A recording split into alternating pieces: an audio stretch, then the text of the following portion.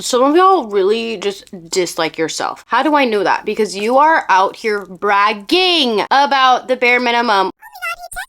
They made plans with me. They told me that they miss me. Oh my god, they communicated. They didn't lie to me. Some of the things that I have heard you say that you're happy about receiving is just insane. And I get it, because dating is actually terrible. Even in my own relationship, I'm still like, oh my god, I can't believe he's doing this. And even he is like, babe, that's the bare minimum. Wow. Bare minimum. Of course they like you. Of course they want to text you. Of course they want to talk to you. Of course they want to make plans with you. Of course they're getting you flowers. Of course they're buying you food. Of course they're telling you how pretty you are. Of course they're making plans with you. Of course they're apologizing to you. Of course they're doing all of that because it's the bare minimum. That's like literally less than the bare minimum. That's just like what you do to maintain any kind of relationship. In this video, we're talking about how to stop accepting the bare minimum, because I need you all to just holding your face, not your hand, your face.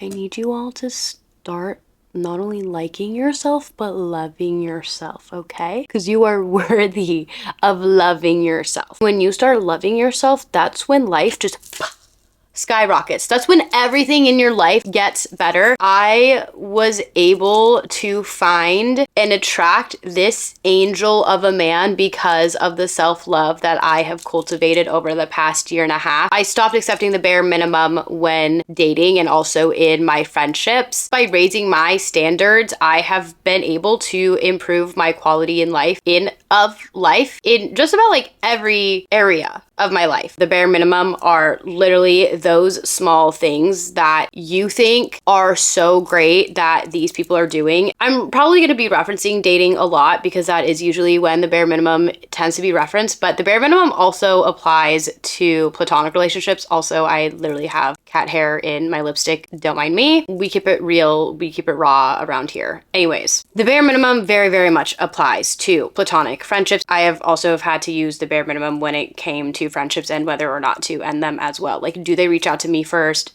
Do they ever make plans? Do they even like tell me that they like me and like want to be my friend? If the answer like tended to be no, then I would end the friendship. You would think that like friends would do that, but my old friends didn't do that. Crazy, right? Bare minimum is literally just showing up for you, making you feel cared for, making you feel wanted, and like they play a role in the relationship. I don't even like want to call it the bare minimum, honestly, because like that is just how any fucking relationship is, whether it's platonic, romantic, familial. But as we know, not everyone shows up and does the bare minimum, honestly, which is why feminine people tend to just get so happy about the bare minimum because we often don't receive it.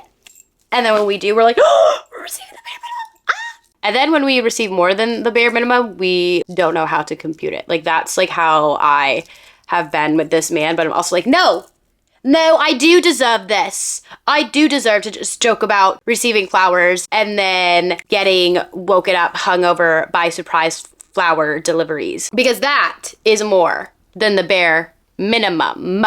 I deserve that, and so do you. And I got that by raising my standards and accepting nothing less than that, because if I can do that for myself, what can a man do? And he knows that. So how did I raise my standards exactly and stop accepting the bare minimum? We already went over identifying what the bare minimum was. And then from there, I realized, well, I can do that for myself. Or where am I receiving the bare minimum in my current relationships so that I can then use any new relationships that come in to compare to my current relationships and use them as a baseline. I also used that a lot when I was still dating, and honestly, 99.9% of the time, they didn't even like get to like this level of like being able to determine if they can even like match the bare minimum of what the people in my life are currently doing for me, because they just were so incapable of even doing the bare minimum. Like there was this one guy I was supposed to go on a date with. Matthew, if you're watching this, you're terrible. We would talk all day, every day. Connection felt very strong. And also, this is a side tangent. Maybe I'll do a whole video on this if people want it. I do not believe texting texting creates connection. It creates a false sense of connection. And because of that, I wanted the date to happen sooner rather than later, because you can feel like you're connected to this person, but not actually. But anyways, it's the day of our date and we were texting since like 8 a.m. that day. He knew I had to commute like an hour and he cancels our date 2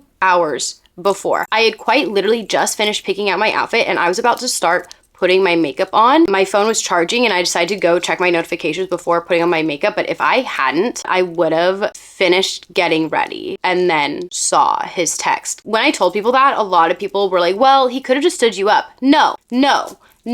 The bare minimum was that he formally texted me to cancel and tell me that he was pursuing the other woman. I'm not upset that he chose the other girl. Good for her. What I'm upset about was between 8 a.m. to whatever fucking time it was that he made the game time decision, because it obviously was. He couldn't have given me even an extra hour. He couldn't have told me at any time before then. And that's where you raise your fucking standard. I was so fucking angry because my time is worth more than that. My energy is worth more than that. I think it was after that I was like, I honestly would rather be single. Or maybe this is the time that I date women now, because I was like, are you fucking kidding me? After that, I really learned how important it was to respect myself, my time, and how easy it is for people to let men off easy. After that, I was like, why are we accepting the bare minimum? The bare minimum actually should have been texting me a few hours prior than 2 hours before. When it comes to raising your standards, you have to be unapologetically yourself. You absolutely cannot let other people tell you that your standards are too high, that you need to change yourself, that you're too much, I really was starting to let people get to me. I really was starting to think that maybe I am too high in maintenance, my standards were too high, maybe I am too much, maybe I am too masculine.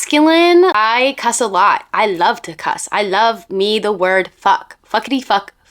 I really was starting to think that I was too loud and maybe my fashion sense was too much. I was really starting to think like maybe I do need to like lower my standards and settle, but I didn't. And I met this man. He is obsessed with me in my entirety and I did not have to change a single thing about myself. And in fact, all the things that I was really debating that I needed to change in order to find a partner, those are the things that he's the most obsessed about. Determine your standards and don't waver. Just because you meet someone that could be maybe meeting your standards, but then don't meet these other standards, don't waver. There were so many people that I met that were like close, but then I would have to maybe like change a couple things for them and they obviously didn't work out. Right now, I'm talking about complete deal breakers, not preferences. And there is a huge difference in deal breakers and preferences. Preferences are where they went to college. But a deal breaker could be, a deal breaker is political views, for example. So absolutely do not waver in your deal breakers. It's okay to change your preferences. And I also have standards in my friendships as well. Do you make me feel cared for? Are you fucking dumb? Like, do you think before you act? And something about me is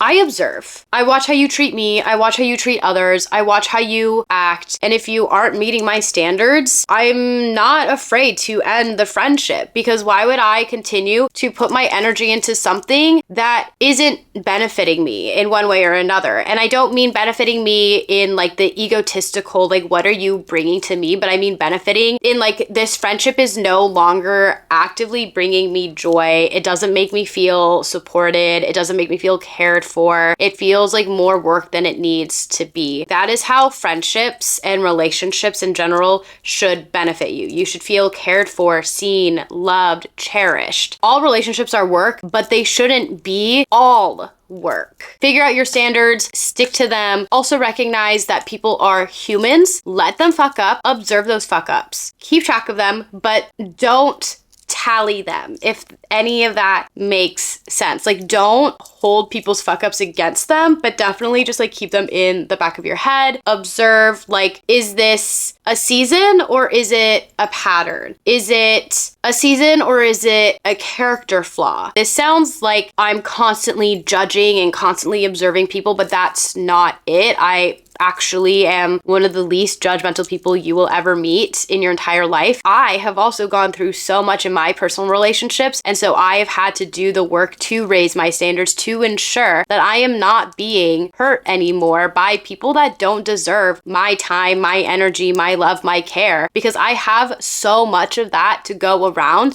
just like you. Having standards, it's not a bad thing. It's not an egotistical thing. It's a form of self-preservation. It's a form of self-care. It's basically, think of it like a gate. Like, do these people have like what it takes to be in your life? Do they deserve to have a seat at your table? And it is okay to say no, because not everyone deserves to have a seat at your table. And it took me a very, very, very long time to understand that. And while I may have less seats at my table, those seats are filled with people of higher quality. Those seats are filled with people that I know will always be there for me, are not talking about me. If my name is said in another room and shit is being talked about, they're gonna turn around and they're gonna say, "What was that? Say it again." And they're gonna defend me when I'm not in that room. And that is exactly what I want for you. And you can have that by raising your standards and not just letting anybody into the club. In the club, we are not all fam, okay? I'm so sorry to say. I hope that all made sense. Let me know if any of this helped or if you want possibly a part 2. If you enjoyed this video, then be sure to leave a comment down below. If you made it this far, comment a red emoji. Make sure to follow me on Instagram where I post more content throughout the week. And join the Discord where you can chat with me and make friends all around the world. If you enjoyed this video, then I think you would also really enjoy this one. Don't forget to like and subscribe, and I will catch you in the next video. Bye!